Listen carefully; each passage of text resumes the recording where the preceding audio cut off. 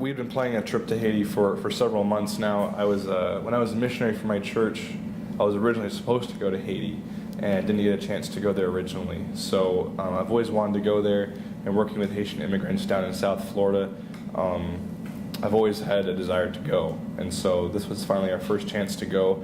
We arrived on January 5th in Haiti in Port-au-Prince, and the first week was mostly to see historical sites, stay there. But then the second week we were going to go to Jacmel to work at a school called Pazapa, and that was mostly for Karen's graduate research project. We contacted the school. They agreed that we could come do some volunteer work. I would do some research. Adam would be able to translate for me.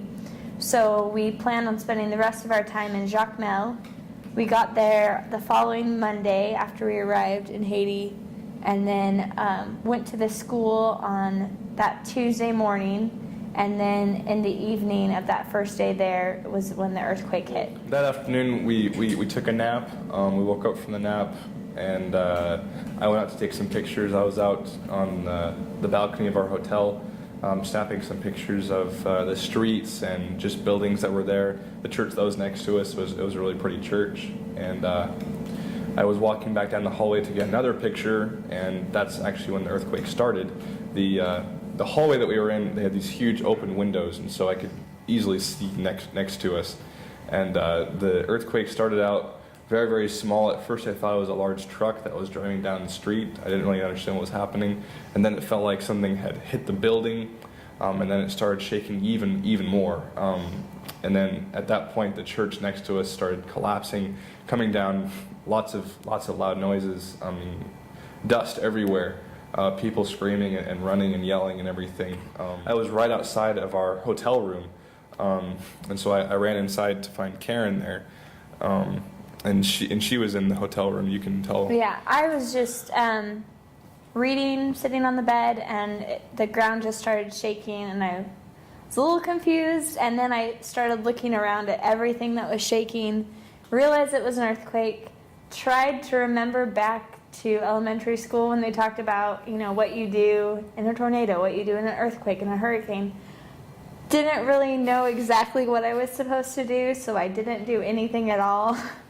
Luckily, we were in a hotel that was built well, because we found out later that the majority of the hotels in Jacmel had either crumbled just right then at the initial earthquake, or had a lot of structural damage and then later fell during that subsequent aftershocks. So Adam came back into the room. We both were a little traumatized and shocked.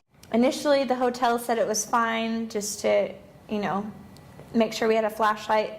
But then someone else came by and said we needed to leave. So this time we decided, we don't know how long we're going to be gone, so let's not just grab the camera. Why don't we grab our laptop, because we didn't want any of our expensive stuff to be stolen.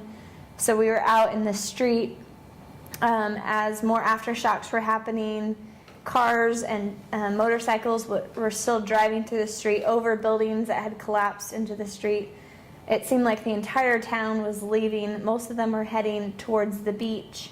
And then a nice SUV pulled up, stopped across from us. There was an American woman in the front and a Haitian man driving. They had us come over. They explained that he worked for the U.S. Embassy, and so he picked us up. We didn't know who he was or anything what was going on. We went with him to the UN compound that was about a mile outside of town. So then at that point we didn't really know a whole lot. I mean, we had no idea the magnitude of how large and how much devastation this earthquake caused. That first night was really hard. It was with the American woman that was with us in the car when we got picked up. We heard that her friend had gone back into the hotel right before it collapsed, and he was presumed dead. It turns out later on he did pass away, and we were just reflecting on our luck and the fact that we were in a well-built hotel, that we weren't hurt, we were healthy, we had all of our belongings. We were just really grateful, but at the same time very, very sad for the people that were around us. And then as time went on, we felt more aftershocks at midnight, and then again at 2 a.m. there were 2 very, very large aftershocks. When the aftershocks happened, we could hear the people screaming and wailing and crying, just because more aftershocks meant more destruction, meant people that were trapped may not able to get out, more people that were injured are going to be hurt even further or killed.